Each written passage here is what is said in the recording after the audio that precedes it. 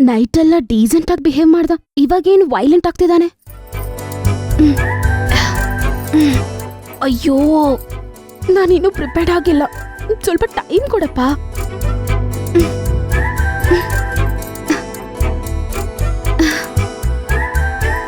ಬಿಡೋ.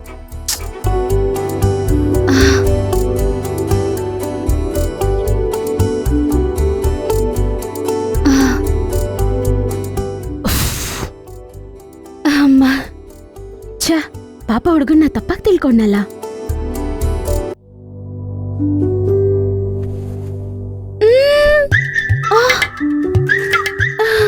ಹುಡುಗನ್ಗೆ ನಿದ್ದೆಯಲ್ಲಿ ಕಾಲ ಕೂಳೋ ಅಭ್ಯಾಸ ಇದೆ ಅನ್ಸುತ್ತೆ. ಅಯ್ಯೋ ದೇವ್ರೆ.